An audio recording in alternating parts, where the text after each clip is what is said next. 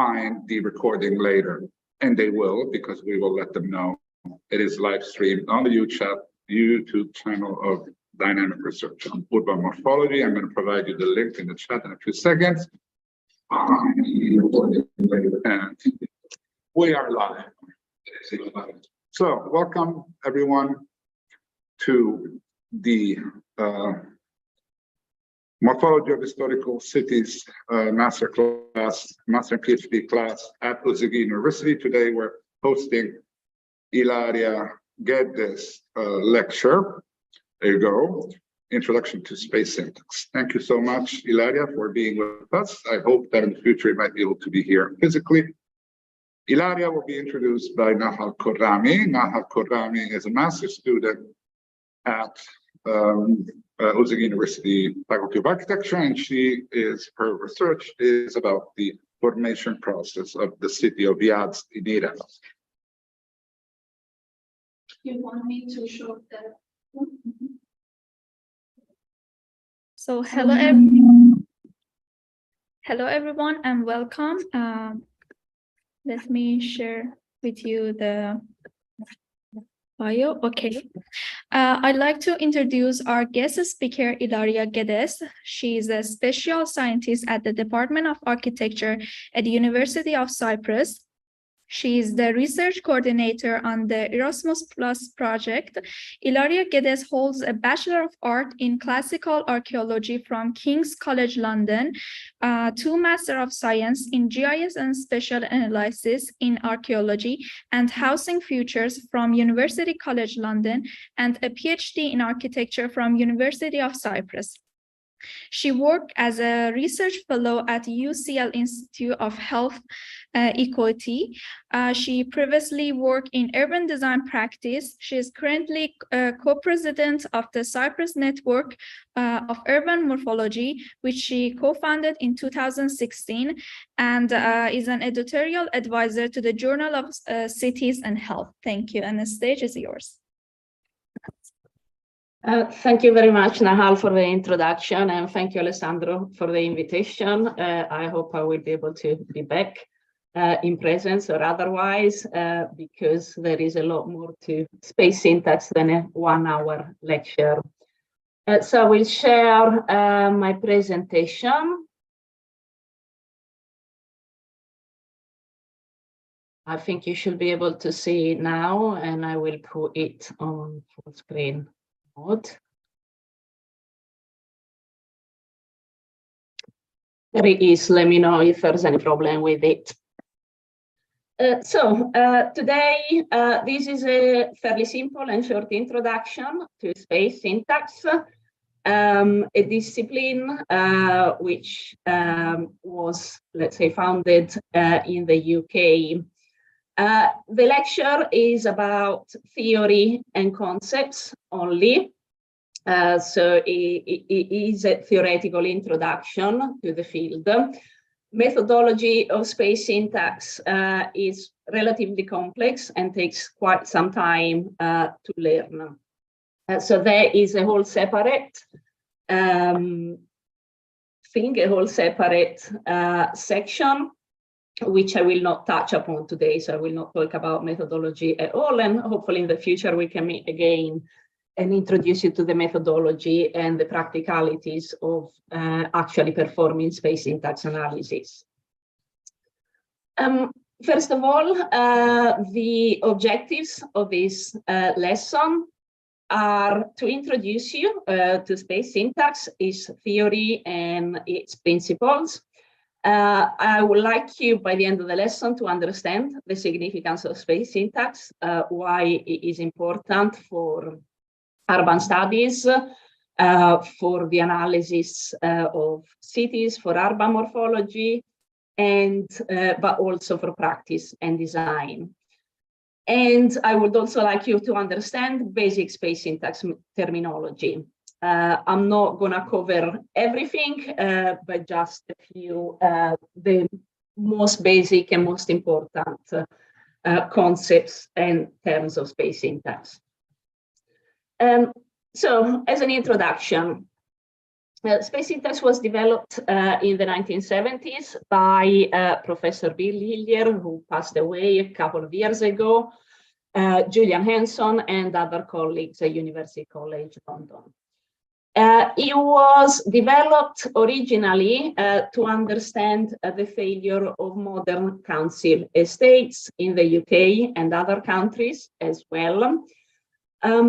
So what that means is that the researchers at UCL, like many others, realized that many of the council estates, the social housing estates that were built with modernist principles were failing, meaning that the residents were very unhappy. There were high rates of crime in the open areas, in the housing estates, and much of what they call social malaise in the urban environment. So things like graffiti, poor maintenance, and so on.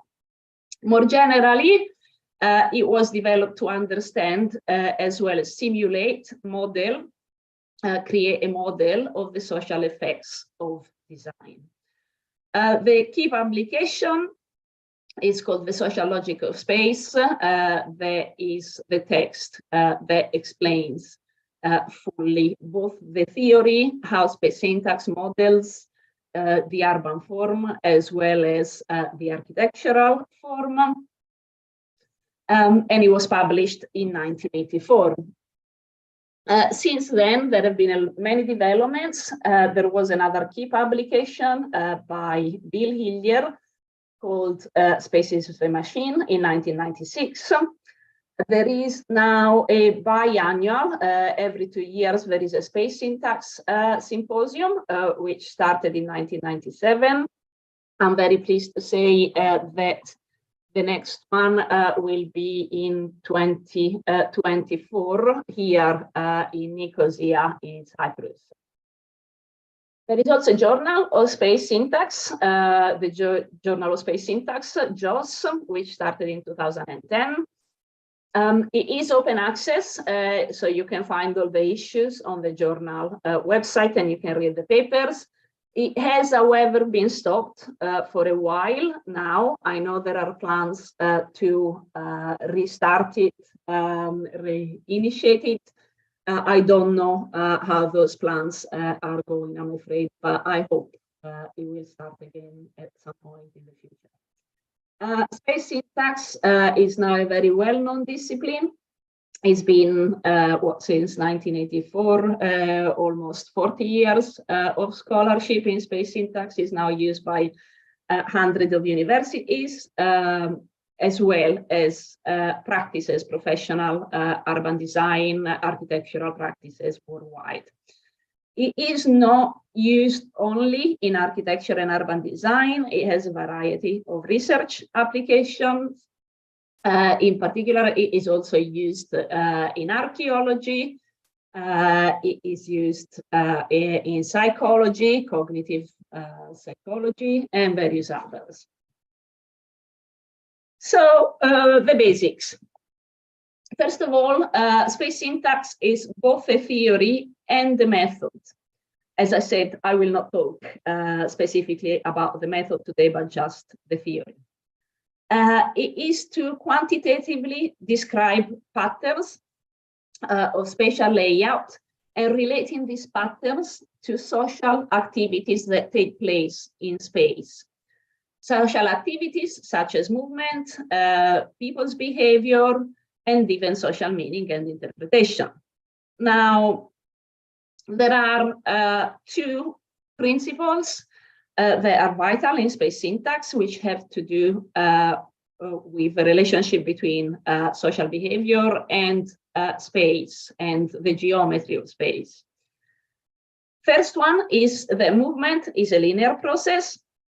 And during this process, visual information changes from point to point, meaning that as you move through space, the information that is afforded to you changes you know this, as every user of the urban environment knows. As you move forward, your visual field changes, what you see in front of you changes, viewpoints open or viewpoints restrict in front of you, depending on the space. The second is the interaction between people, and in habitation, social activities which are static require convex spaces in which all points can see all others. So there is, if you imagine a public space, a convex space is literally the geometric definition of convex. You can see everything from all spaces within the geometry. Now, the network of spaces in a system, so there is the whole public realm in a neighborhood, in a city, or within a building, is termed, it's called configuration. In space syntax terms, configuration means the relations between spaces, taking into account other relations, so how the space is connected to the ones next to it, and how those are connected to the next ones down the line. So more precisely, configuration is a set of relationships among parts, like urban streets or public spaces, all of which are interdependent of each other in an overall structure. The concept of configuration addresses the whole of space, so the whole of the complex rather than each individual element. What you can do with space syntax is, by analyzing mathematically these relationships of spatial layouts, it is possible to develop an understanding of space independent of architectural type and style. This is something the space syntax is famous for, meaning that what it does is it analyzes the urban form, not taking into account architecture. So it doesn't matter what the buildings look like, it doesn't matter what style they're in, but what matters is the shape, the geometry, the topology of the space between the buildings, or in case of architecture, or of the space between the walls. So that was a brief introduction. Moving on to the theory. Space syntax has two propositions. The first one is that space is not a background to human activity, but is intrinsic to it. That means that space is not just where human actions take place. It has a specific relationship. It has specific relationships to and influences human actions. In that sense, space syntax is definitely deterministic. It does affirm that space is not just the scene where people decide what to do, but it actually influences what people do. And the second proposition is that space is first and foremost configurational. So that configuration is a word that is very, very important in space syntax. In other words, what happens in a space, whether that is a room, a corridor in a building, or a street or a public space in a city, is fundamentally influenced by the relationships between the space and the network of spaces with which it is connected. What are these relationships? There are many. These are the most important or the strongest relationships, and the ones that have been researched the most in the field of space syntax. So the relationships are between the urban form, that is what space syntax analyzes, and the movement of people in cities and spaces. Also has a relationship with the distribution of land uses in cities.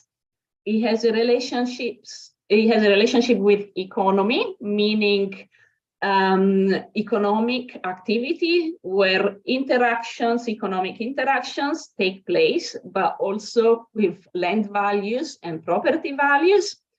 The urban form also has a relationship with crime, where the distribution of crime, where they take place, where they're more likely to take place, and also with sustainability, more specifically active mobility, if people tend to walk and cycle rather than use the private transport, rather than using a car.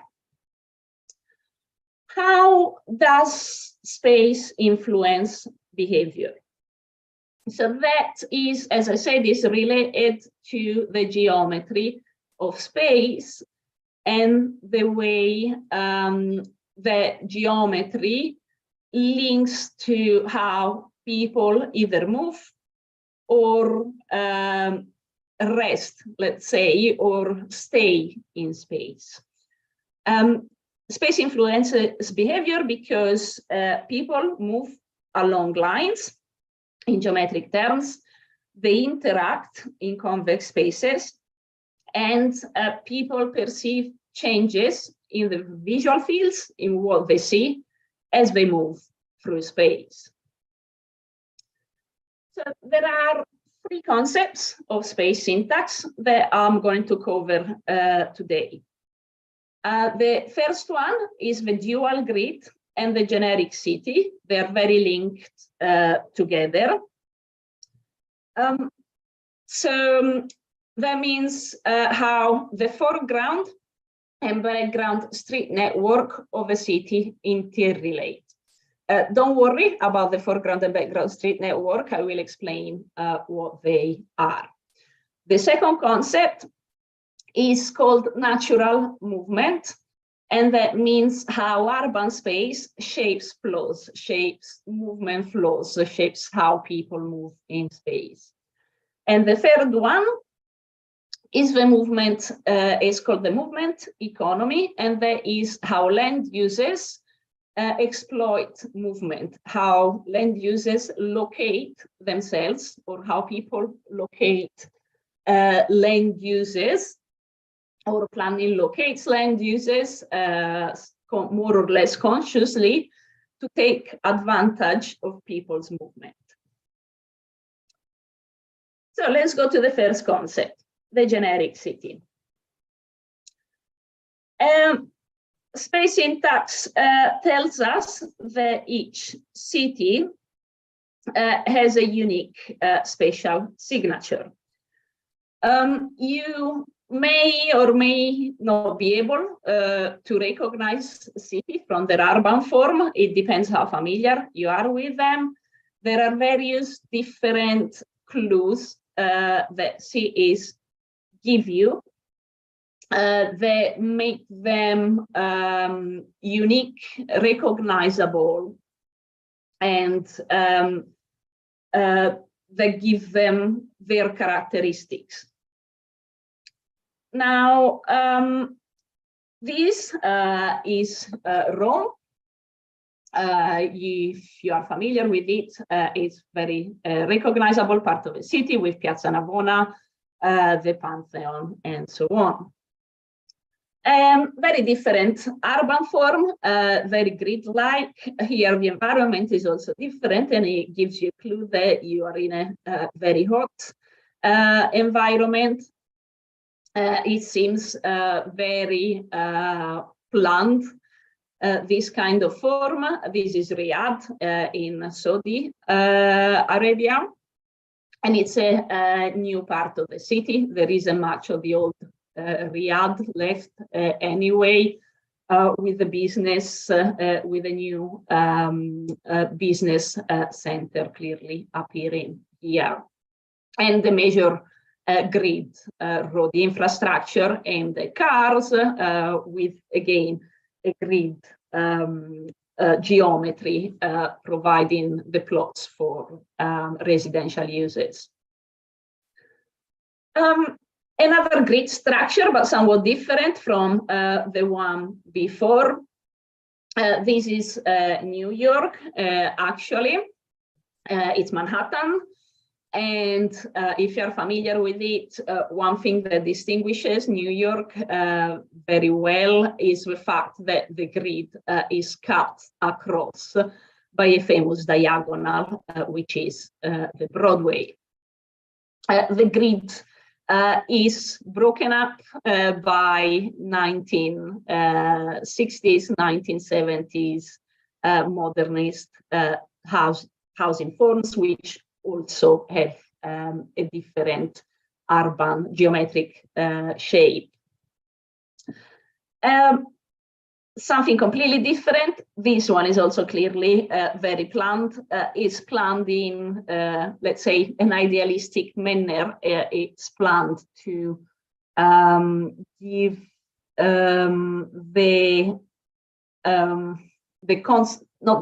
to give the meaning, give the characteristics to this part of the city of a sort of a leading place of an autarchical, maybe it's not the right word, but this is the seat of the government in the city, and it is New Delhi, very characteristic kind of ideal design. Now, when I get to this picture, it actually reminds me of the first one, which was Rome, if you recall. This is London, a Roman city by all means, and this is the city of London, which is the first part of the city. Founded in Roman times. Why does it remind me of Rome? It has that kind of structure, that kind of form that we tend to refer to as organic. So despite the fact that it's a much different climate and a different culture, it has very similar characteristics to Rome. Now these, to throw you in the deep end, this is what London looks like in a space syntax model. What this model does is it measures accessibility. I will tell you a bit more later about accessibility and how it is defined in space syntax. And it shows the most accessible streets or street segments in red through the scale, through the color scale, down to blue for the least accessible parts of the city. And one thing that you notice immediately here is that the red lines are much longer than the blue lines, but they also tend to be much lower in number. The blue lines are many more lines in the city. Again, another major city, metropolis, Beijing. You can see the prohibited city in the corner, and around it also a fairly gritty structure when you can sort of read the level of informality in the building construction and the density in the older part of the city compared to the new one. And this is what Beijing looks like in a space syntax model. Of course, the model itself does reflect what you see of the urban form from abroad. It is a lot more gritty than London, but that kind of main characteristic that London had, which is a low number of long red lines and a high number of small blue lines, also stands for Beijing. And finally, this is Tokyo. And just another example is of the space syntax model of Tokyo. So what is the whole concept about? The generic city is a theoretical proposition that there is a universal city that with many spatial and functional invariants across cultures. What that means is that there is something that we can call a city, ontologically, philosophically speaking. How do you know that a city is a city and not just an agglomeration of buildings? How do you distinguish a city from a village? How, does a city have boundaries? Is there something that you can actually call a city? And yes, space syntax answers there definitely is a city. And the reason why a city can be defined as such is because all cities across the whole world have certain characteristics in common. What are they? All cities are comprised of a very small number of long lines, the ones that tend to be picked up in red by the model, and a very large number of short lines, the ones that tend to be picked up in blue by the model. These constitute a dual system, which is made up of a foreground network and a background network. And these networks have different geometries. The foreground network is made up of longer lines and nearly straight connections. So those red lines, you see a single route, a single red route going through the city. They tend to be long and they tend to connect to the next segment at a very shallow angle. This foreground network has a universal form, which is common to all cities. And the universal form is in the shape of what space syntax calls a deformed wheel. So it tends to have almost a circle somewhere towards the central area of the city, the geographical center. And then there are spikes going out to various parts of the cities, but this wheel is not symmetric, is not regular like the wheel of a bicycle. It is slightly deformed. And this geometry changes slightly from city to city. It looks slightly different, but is always there in all cities. The background network, instead, is made up of shorter lines with more near right angle connections, meaning that when you move from one line to the next, the angle tends to be nearer 90 degrees. It means you're taking a sharper turn to move from one street to the next. The background network is culturally idiosyncratic. That means the geometry of that network changes from city to city, depending on the context, depending on the culture. Now, the foreground network exists according to space syntax, and it is there in all cities because it helps movement across the city. It has emerged through time in cities to maximize grid-induced movement and support microeconomic activity. That means that all cities, aside of hosting humans for residents, are there to support the interaction between humans. We are social animals, So both social interactions, but also economic interactions. This is what essentially we do in cities. We exchange, whether it's exchange of ideas or exchange of money. And to support economic activity, the city needs those spaces to have certain characteristics.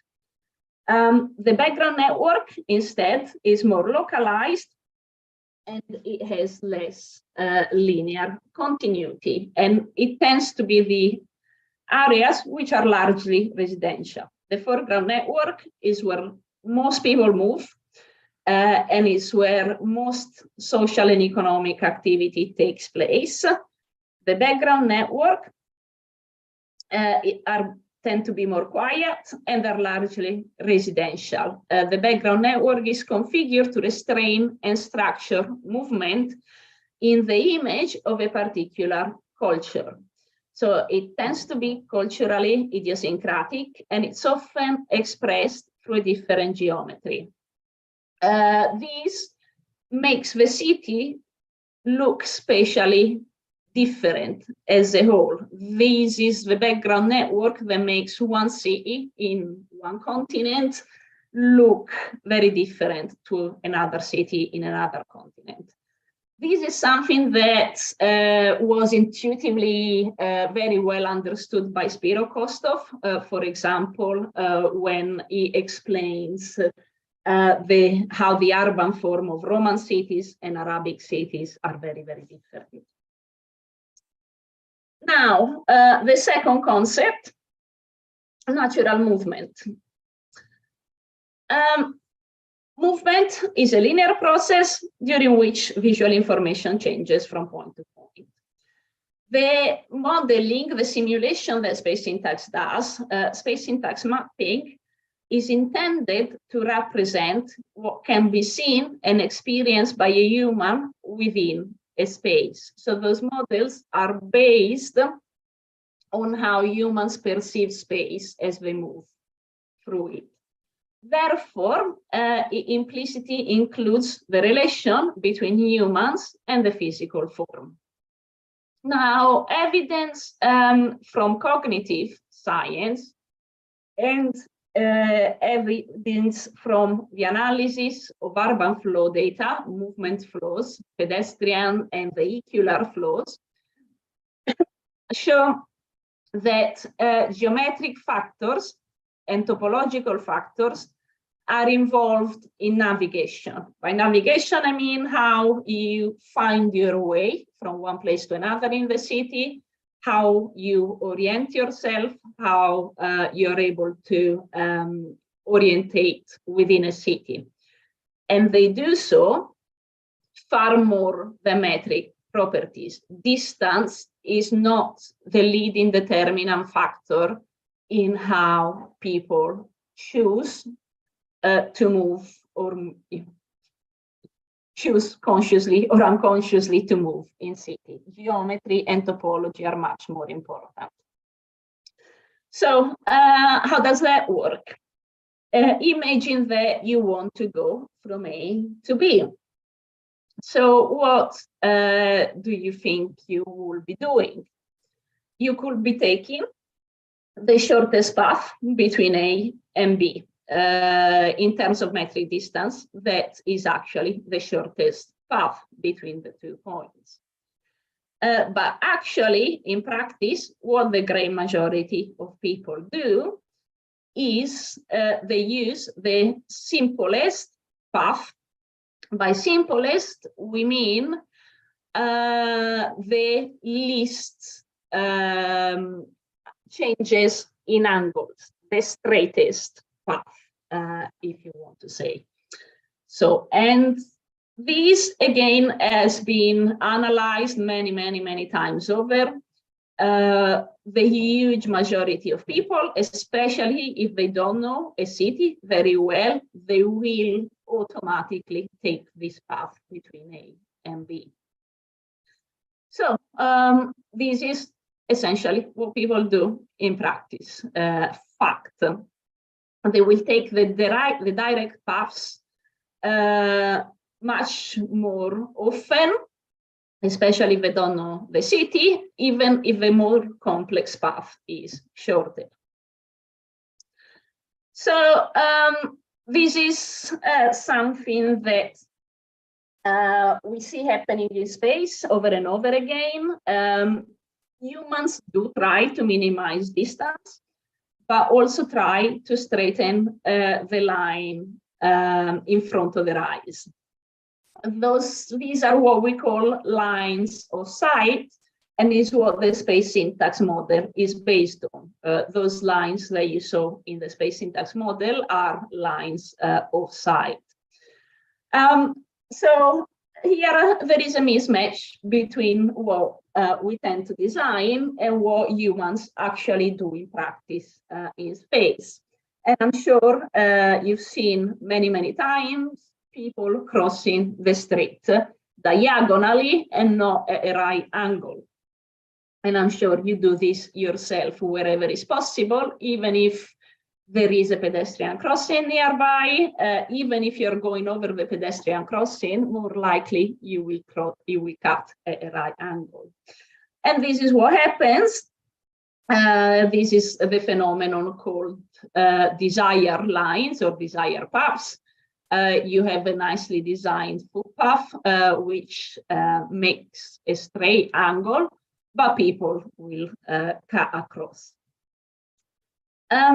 So this is, I want to show this. It's a very nice experiment that happened at Michigan State University in relation to how, in relation to natural movement, how people move in space and what lines they take. So they had to build a new section of the campus. Desire line in suburban campuses are very, very common. You see them across the campus green spaces very often. So what Michigan State University did in this case, they designed the building, they put in the road network, but they did not put any footpaths or pavements or sideways. And they decided to just let the student, the staff, the user to create the footpaths with their own feet. And this is what happened a while after. I don't know how long after this picture was, perhaps a few months, perhaps a year or so, but all the footpaths you see here are actually created like the one in the picture before. It's by human use. Some of them, it's interesting to notice that some of them do align with what we would normally design as sidewalks, but some of them clearly cut across the spaces. And, you know, there are some peculiar ones like the ones cutting across the roundabout, which normally a designer would then place in a formal in a formal plan. Okay, how does this work in practice? How does the theory translate into design? I will talk over this. It's on mute, so it's okay. I hope it doesn't start adverse. No. So this is the famous Shibuya crossing in Tokyo, Japan. It is known to be the busiest pedestrian crossing in the world. And as you can see, what they did is they put the pedestrian crossing diagonally. So they have the right angle crossing as the most common in most cities around the world and most junctions. But they also have the diagonal one. What this does is it enables people to move along their desire lines. And it cuts the time the pedestrians need to take to cross from one corner to the opposite corner. So instead of having to cross a right angle, then wait for the traffic light to go green again and cross again, Here, they've just made it much simpler. And again, you'll see this in real life.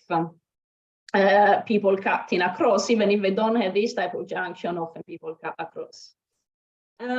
What this does is it also reduces the time that cars need to wait. It reduces traffic congestion because by tweaking the timing of a traffic light, it means everybody, every pedestrian can go from any point to reach their destination.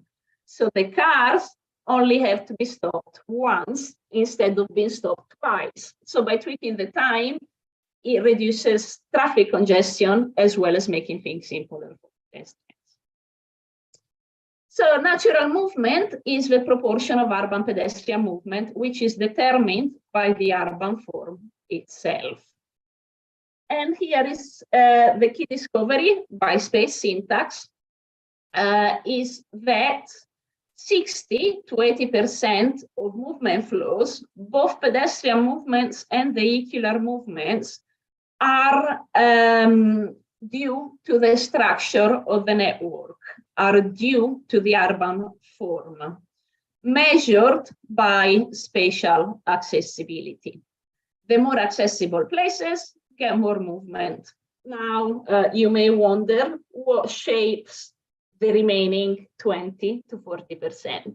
And that depends on a lot of things.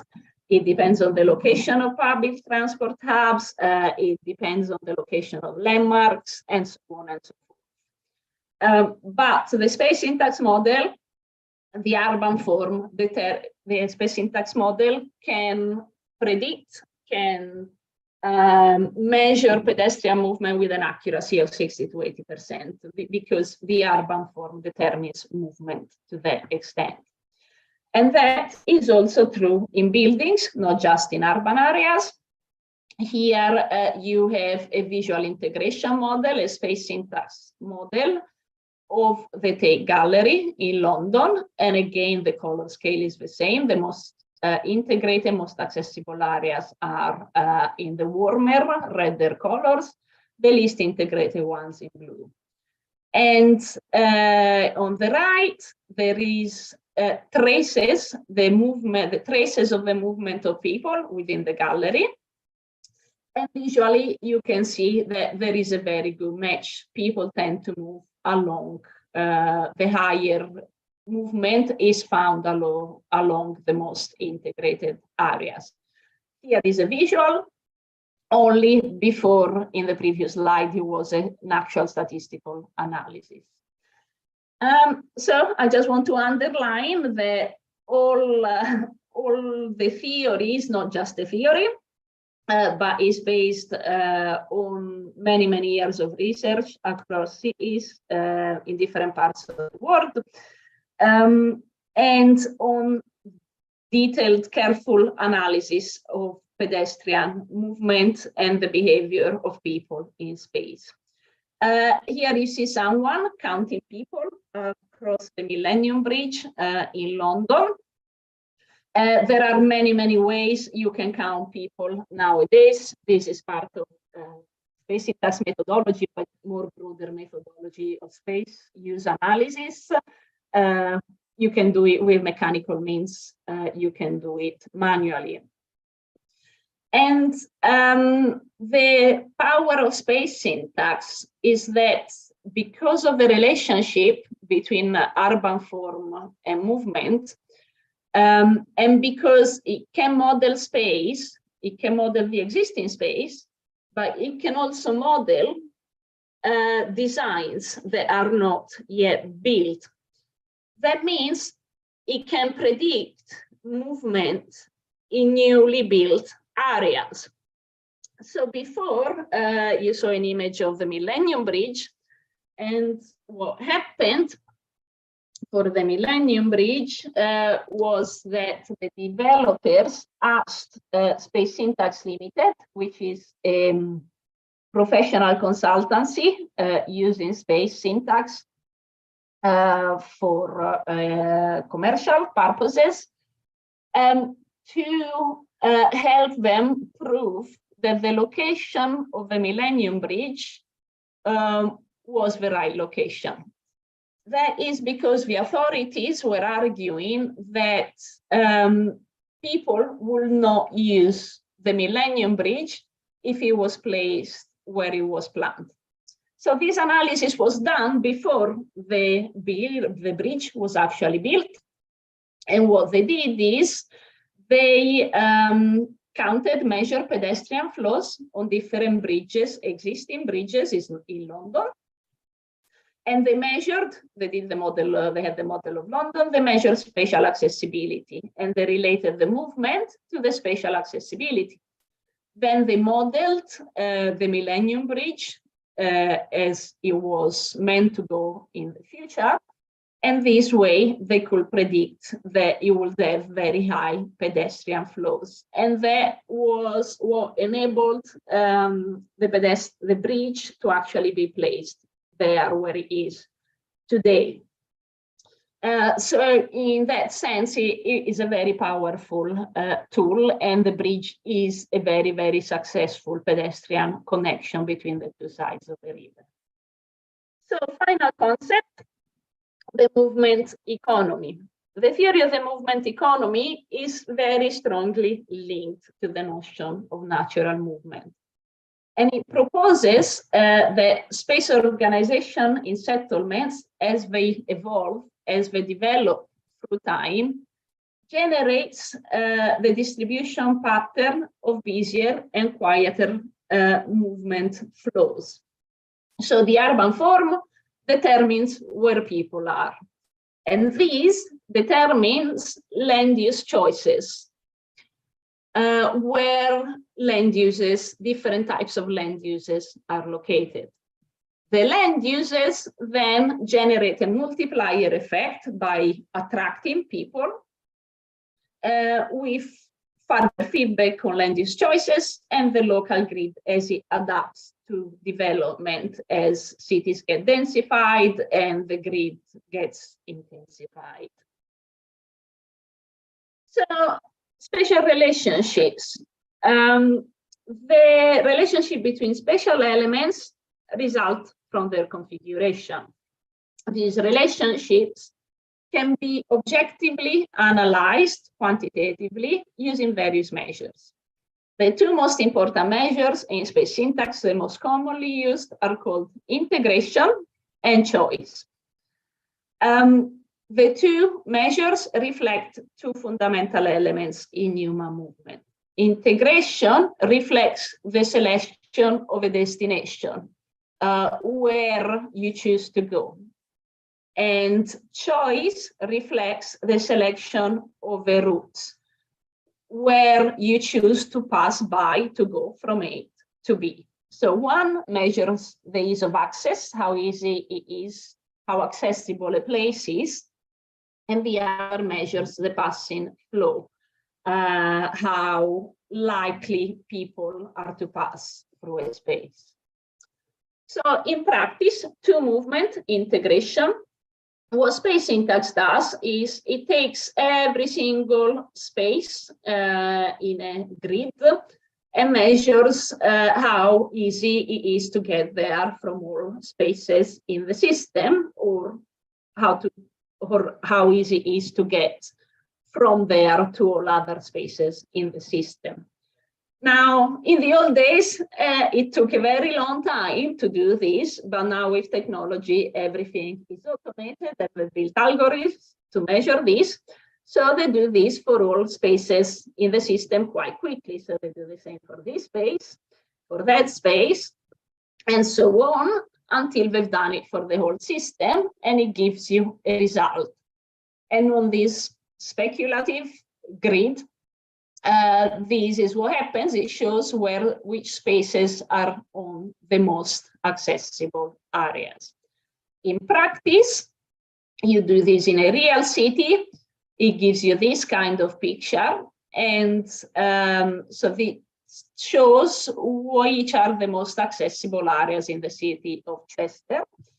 And they almost always, they tend to identify the commercial core of the city. So this is what you would commonly identify as the city center, and where the highest density of retail land uses and service land uses are located.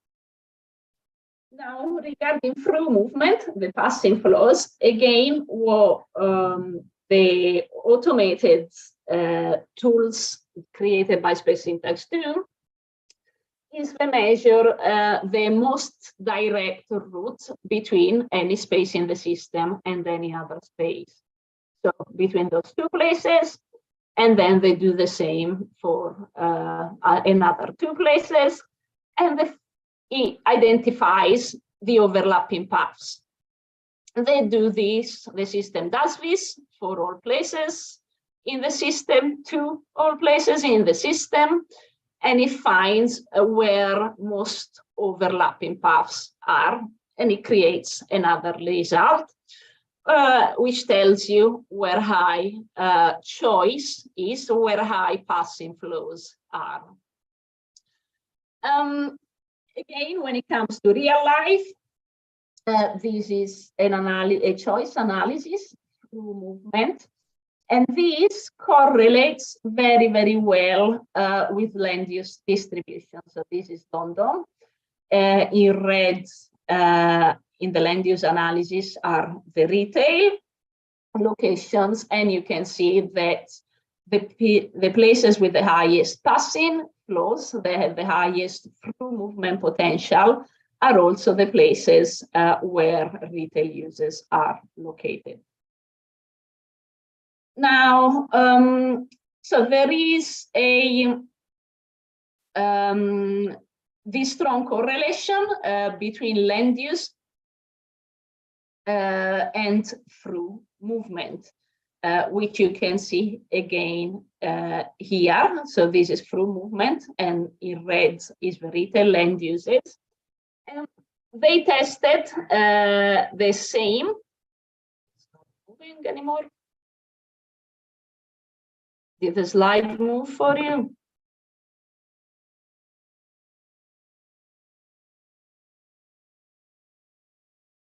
Oh. Ah, okay, it's moving now. So this is the correlation between land use and choice through movement. The next one on the right-hand side is the analysis of the shortest paths.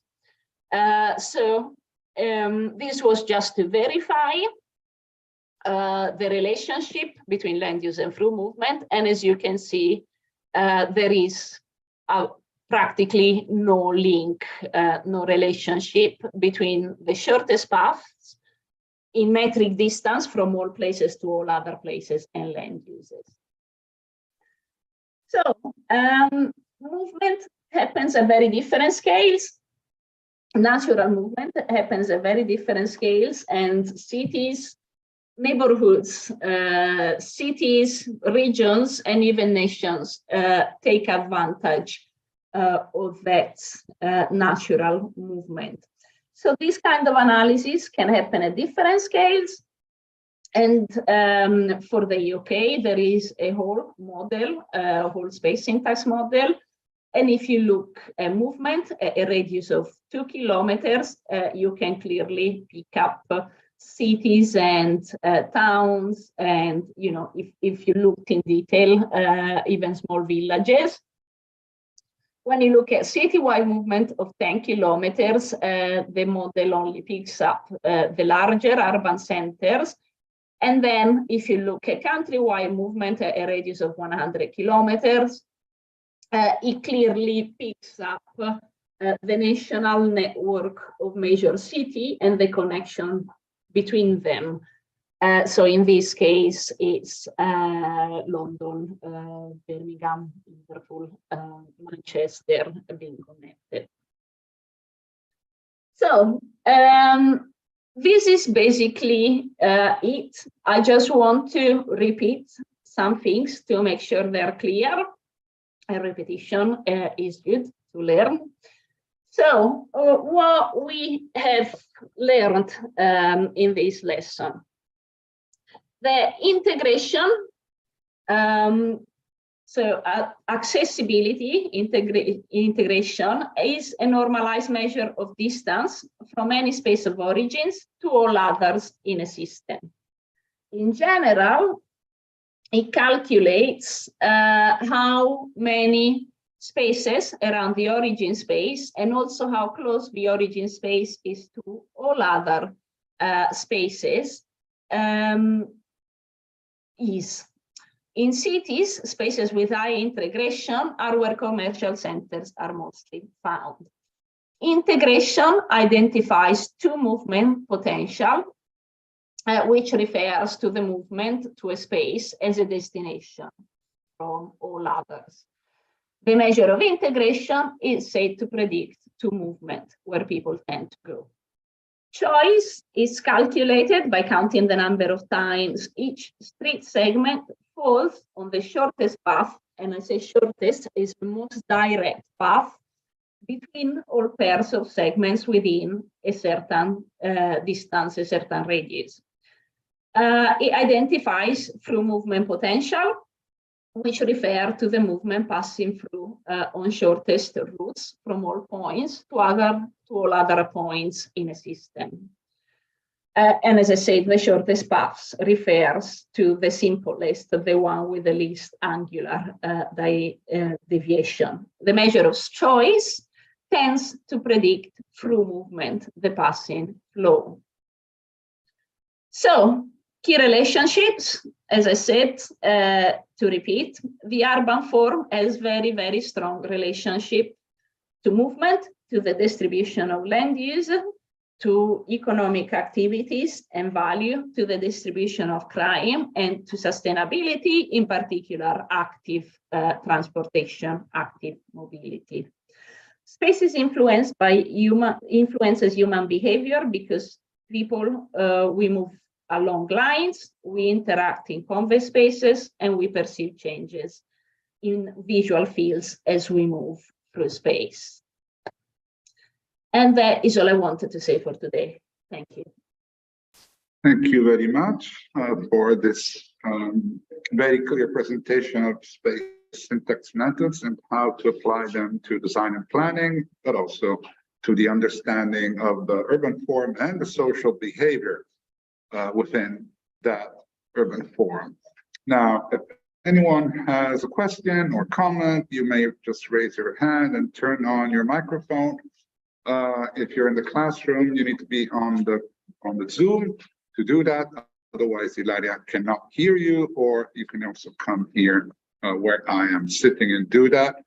But also those who are online, you are very welcome to do so again as well by raising your hand, turning on the microphone and video, and coming up with your question or comment.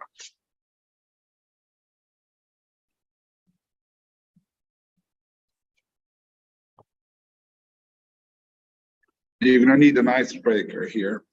So my first and only remark is actually space syntax developed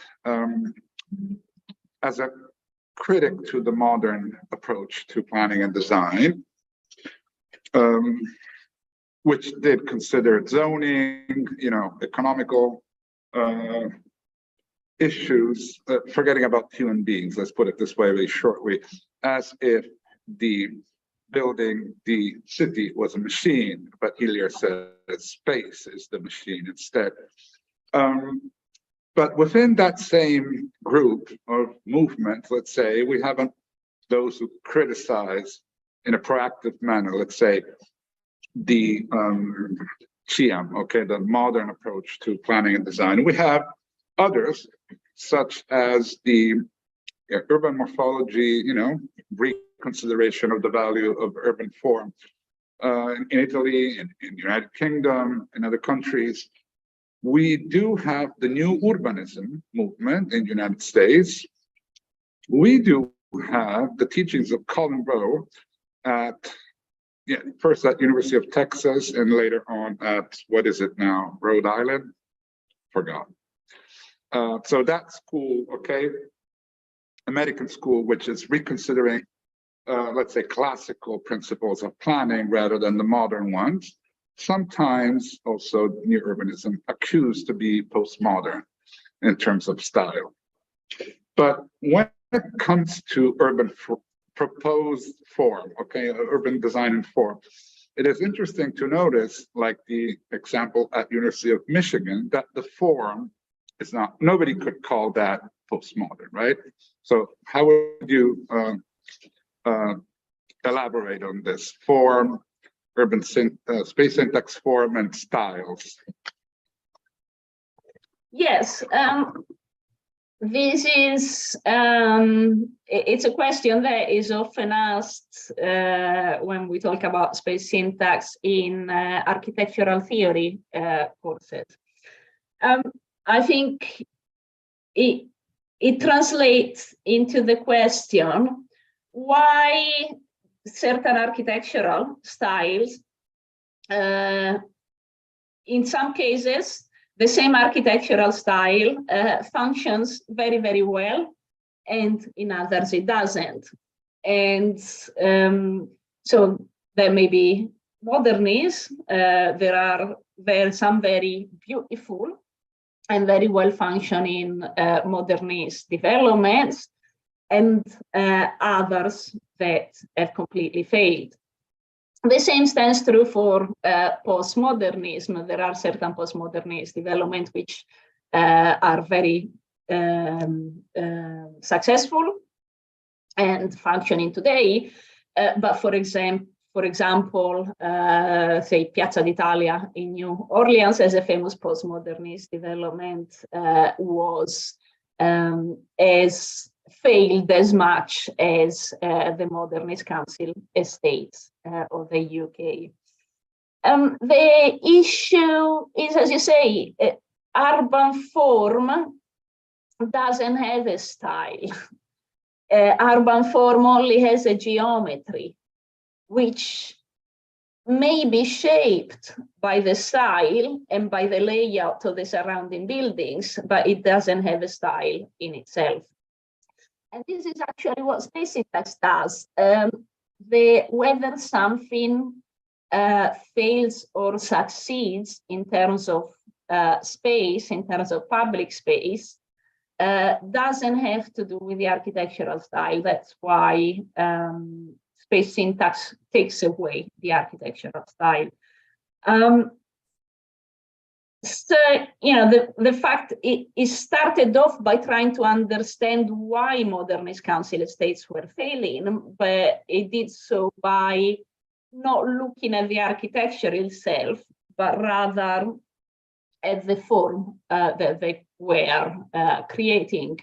And in fact, it turned out to be specific geometries that they were creating. So the estates that had specific forms, most famously the ones known as streets in the sky, the estates that were creating certain types of public space were the ones that were failing. There are modernist and brutalist developments, let's say like the Barbican in London, which actually function very, very well. So it is to do with the space that they create, and that is not, it's slightly influenced by style, but is not necessarily determined by style. Different architectural styles can make the same, can make, you know, spatial successes and can make spatial mistakes. Yes, so let's hear if we have other comments before I come back to this from the Zoom meeting and from the classroom. Other questions or comments? Okay, Zwaro Rovmak raised their hand. You want to turn on your microphone and camera and speak up? Hello. Good morning. Hi. Hi, I'm Ronak from Bangladesh. I'm a postgraduate student of architecture. I'm doing my master's on universities to find out where's the probable space that pulls students to interact with each other outside of class, but in campus. So hence I was studying about space syntax theory, and was trying to relate all those events, and where whether open spaces react to this interaction, or how the measurement would have been. So I had a question, as my what do you say, the context is a building, multi-storied building, where people moves vertically. So hence, I had a question about this space syntax theory, that all we have analyzed over series and other things. We don't have much vertical movements that interrupt the scenario foreground or background movement. So when I analyze the multiple stories, vertical and foreground and background movement, so how it three-dimensionally, what interacts or influences all these foreground and background relation, it is more complex. But do space syntax have any kind of analysis or research in this regard, or how to relate this in vertical movement platform? Yes. Okay, this is a bit of a methodological question. First of all, let me say there is quite a lot of research on university campuses in general. I don't know if you're familiar with it, you probably are. I would certainly recommend the work by Keivan Karimi on universities, but there are others. In terms, if you're looking at campus space just within buildings, and you have to analyze these different levels, yes, there is also, but there is also plenty of research analyzing buildings on different levels. I couldn't tell you on top of my head a reference. I'm not sure how you're analyzing them, whether you're doing an axial analysis, an analysis similar to what I've shown you today, or the one, say, visual integration. Generally, it's a little bit, it just takes a bit more time, it's a little bit more complex to link these levels together within the software, and analyze them. It's just more complex, but it's the same. The difficulty is the visualization afterwards for you to be able to read it. There is also, remember, there is quite interesting work in Hong Kong, because I don't know if you know, but Hong Kong works at different levels, even the public space. Yeah. So there is interesting work using space syntax and SDNA analysis, which is similar to space syntax, to understand how different levels of public space interact together in Hong Kong. So you might be able to find that if you search for it. Okay. But happy if you want to send me an email, I can try and get you a few more references. Sure, Alessandro can give you my email. Thanks. Thanks. Thank you. You can exchange the email in the chat if you wish. Any other questions or comments?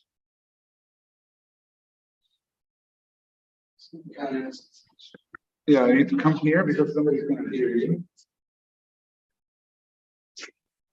Hello, thank you for the presentation. I just wanted to ask about whether or not the space syntax or the spatial analysis could be translated into some methodologies for design, and not as a method for only analysis and the post design.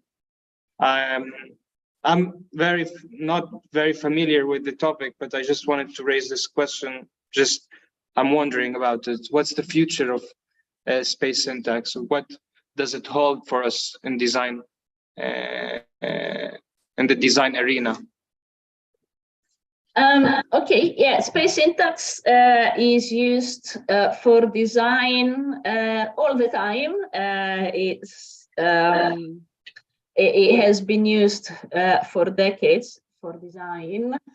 The way it is used, it's normally to model different iterations of design proposals, especially at the urban level, but also the architectural level. How it is used, it is essentially to do with the design of street networks, whether there is in a redevelopment of a development of a brownfield site or a master plan, and the design of interior layouts. Of course, space syntax doesn't, it doesn't support you design in terms of style.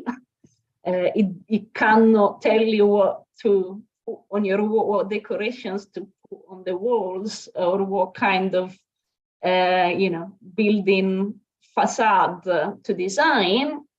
But what it does is it helps with testing a proposed layout of a building or a proposed street network of an urban area. So normally in practice, an architect or an urban designer will come to someone who does space syntax and say, I have this master plan, or I have this building.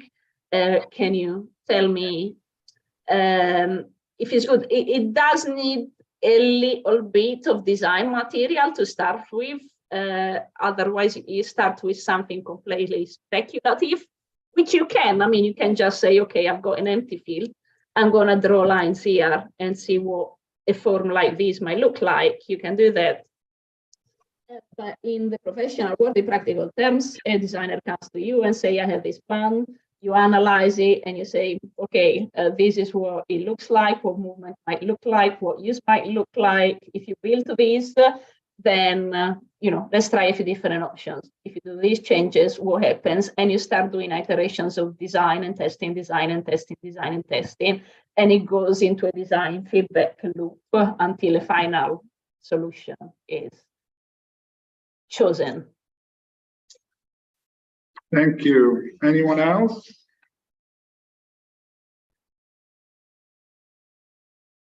What is that? Erinchik Edgu raised hand. You want to speak up? Oh, just a minute. Hello. Thanks. Great lesson for this great lecture for all of us. Actually, I'd like to add comments for the last two questions. One of them about the third dimension of the space syntax. Yes, it's been people were working on it for almost 20 years now about the third dimension, but in the first tryouts, they didn't really come up with how we were experiencing the space. So mainly space syntax methodology and its theory relied on the two-dimensional world. But if the student from Bangladesh can look at the previous symposia, especially the workshop sessions of the symposia, every time there's a new plugin or a new free software is being introduced by scholars, and they are trying these different methodologies with not maybe like a skyscraper way of vertical movement, but vertical movement between few layers, or the vertical movement depending on the topography of the landscape could be of use for you. So please check those because they are improving really, but it's not very official yet that we can still have the best solution for three-dimensional research. And for the design question, just for the person who happens to be in the classroom with you, Alessandro, I think he should just go and meet with Alper Ünlü and Gülçen Akçıoğlu, my colleagues. We've been working with the building scale for more than 20-25 years now in space syntax. So especially if you are designing in terms of human perception, how people can gather in social spaces, or how people can draw themselves back to more private spaces of the land, or in your design, in your initial phases of design, if you want to figure out where's the best location for the fire escapes, or best location for the information desk, best location for bedrooms, or whatever, depending on the size or the function of the building that you're designing. You can easily work on this, because we've been working with buildings and we have many publications. They're all online, you can find anywhere. So yes, of course, space syntax is being used for design, but the urban use is actually, how can I say, more profitable for most of the municipalities of the country. So that's why, I mean, you know, the world economy, if there's money in some part of the research, like in the engineering departments as well, people, you know, spare more funds for it to be developed more. So thinking of, you know, designing a single building or a group of buildings is not always as profitable as designing the whole outcome of a new city or a larger settlement. So that's why building scale research is a little bit of a, let's say, secondary degree in the space syntax world. But yes, we work on it. Thank you. That was all. Thank you all. Bye. Thank you. Thank you. Anyone else?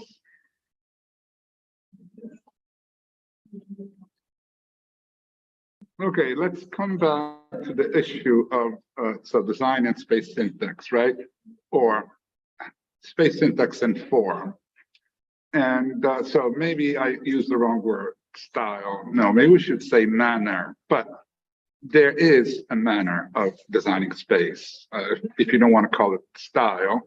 And there's a huge difference between, let's say, classical manner of designing space, both at the building scale and at the urban scale, and the modern way of or manner of designing space. Let me share the screen. Just give you a practical example. So for thousands of years, people have been designing buildings that look like this.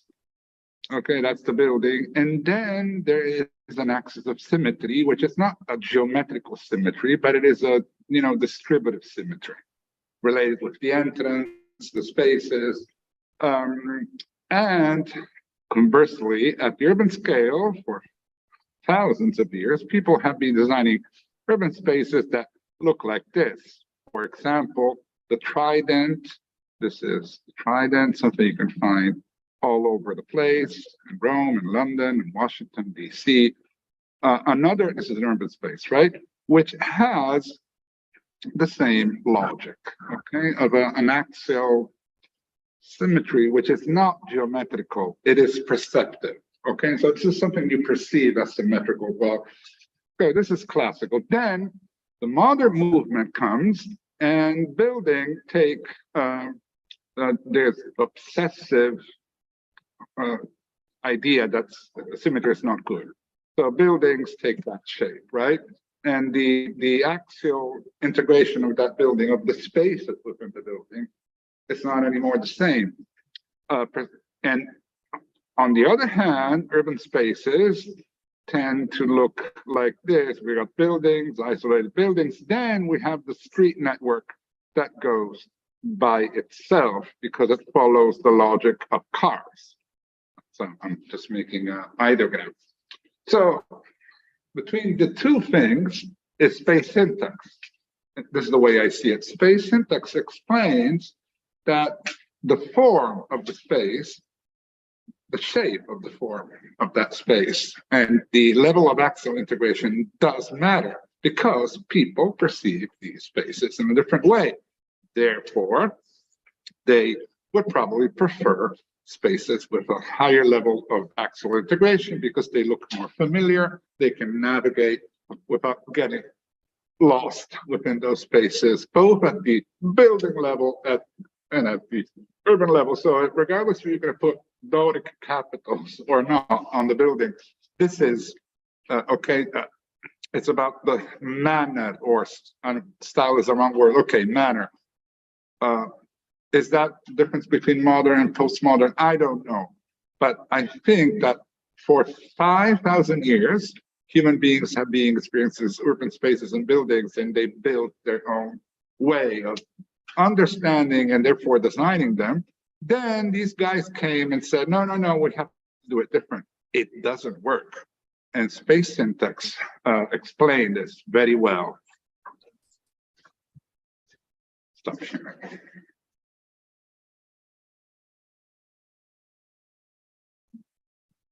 You want me to comment on that? Yeah.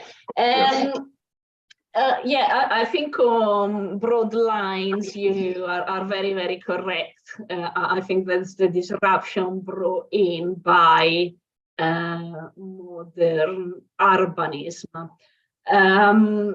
There is an interrelationship between the architecture and the form of space. I mean, at the urban level, the shape of the building, the shape of the plots does shape the space. The